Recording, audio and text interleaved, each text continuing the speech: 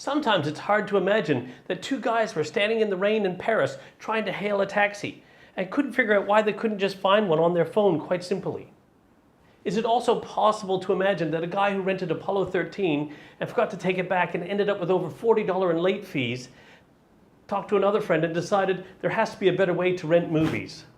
Sometimes it's hard to imagine that two guys who couldn't afford to pay their rent decided to inflate air mattresses on the floor of their San Francisco apartment and rent that room out to people and change accommodation forever. The fascinating part about these three stories is that all three of those innovations or disruptions occurred by people not inside the businesses themselves. They were the consumers.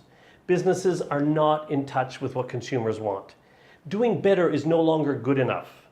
It's time that we all started doing business different.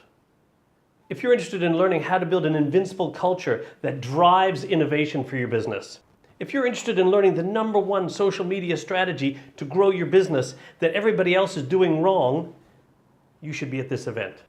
Would you like to know the 3 big numbers you need to know for financial strategic success and the #1 that will drive consistent positive cash flow for your business?